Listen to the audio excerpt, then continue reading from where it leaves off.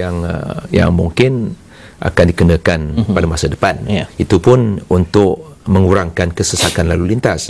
Tapi saya memang setuju bahawa pada ketika ni bila kita tengah berusaha untuk menambah baik pengangkutan awam dan keberkesanan dia tu mungkin kita dah rasa sikit, tetapi belum sampai ke tahap yang diingini. Sebab kita pernah sasarkan 25% ya, peratusan sebagai peratusan ataupun tahap penggunaan public transport di kawasan bandar. Tapi sampai sekarang ni pun saya rasa masih lagi lah, belum lagi setahun jagung. Belum lagi setahun jagung. Ada ruang lagi untuk kita terus berusaha. Dan ketika ni kalau kita nak kenakan levy yang dimaksudkan, saya takut ianya akan seolah-olah tak bagi pilihan pada rakyat. Sebab kita tahu pada ketika ni rakyat perlu ada pilihan. Kalau ada public transport yang memuaskan, yang dapat mereka bergantung, maka levy itu saya rasa akan kurang dipertikaikan. Agaknya bila levy ini akan dikenakan kalau kita tengok jangka masa di beberapa tahun ke depan ini, dan apakah agaknya levy yang tidak membebankan ataupun apakah kita perlu bebankan supaya kalau tidak benda itu tidak akan berlaku. Jadi jangka masa bila agaknya Datuk kita boleh levy itu sebenarnya, soal levy pun pernah juga kita bercambah fikiran, membahas dan sebagainya. Tetapi pada ketika itu dalam peringkat percambahan fikiran, levy itu adalah satu-satunya yang kita rasa hanya boleh dikenakan bila kita dah mantap dalam usaha kita untuk menambah baik ni pengangkutan awam. Adakah bila kita sampai 25% tu pada tahun 2012 itu yang dihasratkan pada ketika tu. Dan apakah mungkin kita melihat ke depan, apakah charge adakah sama dengan charge yang dikenakan, levy dikenakan di Singapura ataupun di Hong Kong atau di tidak semestinya sama, sebab yang setiap bandaraya tu memang keadaan tu berbeza. Dan lagipun di negara kita keadaan pun agak berbeza daripada Singapura atau Hong Kong.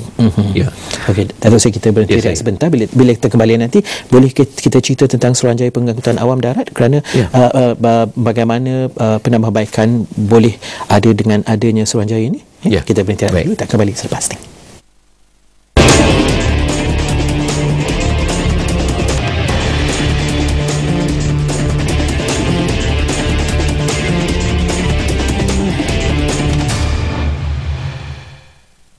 Every Thursday.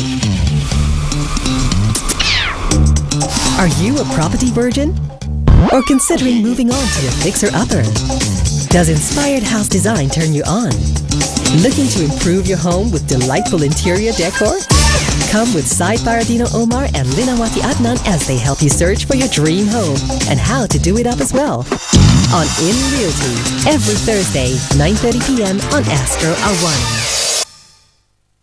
Isnin hingga Sabtu, Gala TV membawakan kepada anda secara langsung 3.30 petang, 10.30 malam bersama Syazwan Zakaria, Umairah Uyub, Azman Yusof. Gala TV, buletin hiburan tempatan dan antarabangsa, memaparkan perkembangan muzik, filem, teater, fashion, temu bola eksklusif.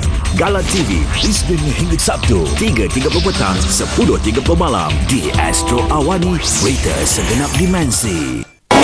Isnin hingga Jumaat, percintaan di akademi. Baik Mereka memendam perasaan yang sama.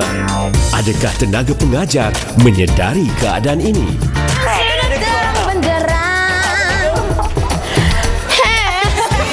Dari Akademi Fantasia, Isnin hingga Jumaat 7.30 malam, eksklusif di Astroria. Setiap Sabtu, Astro Awani membawakan Business Awani Plus bersama Rizal Zulkafli, Elia Raini dan Syafizan Johari. Sambal ikan bilis smart mula dikomersialkan. Rangkuman berita perniagaan dan ekonomi meliputi 5 berita mingguan terbaik. Accessibility to market, domestic investment and foreign investment. Ketahui prestasi dan prospek mingguan pasaran. Business Awani Plus, Sabtu 6.30 petang di Astro Awani. Berita segenap dimensi.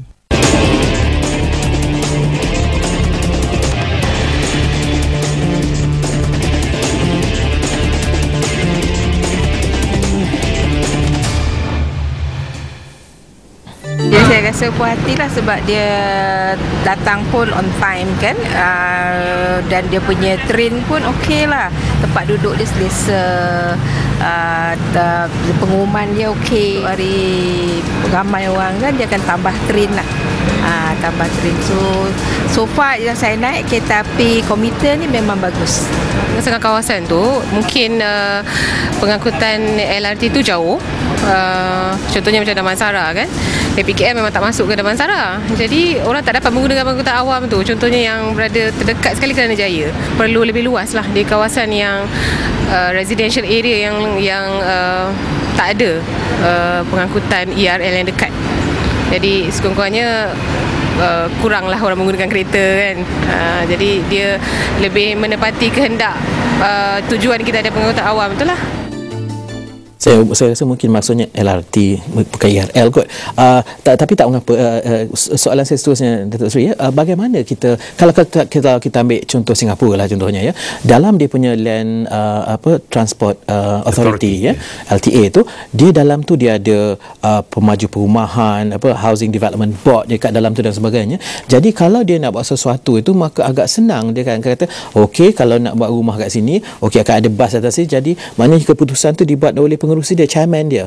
Jadi di Malaysia dengan adanya Suruhanjaya Pengangkutan Awam Darat, walaupun ada nanti ada SPAT ni, jadi bagaimana caranya kita hendak mengatasi masalah kerana kita bukan di dalam kawasan ada kepadatan penduduk seperti Singapura ataupun Hong Kong. Jadi agak senang kerana dia ada mass di situ.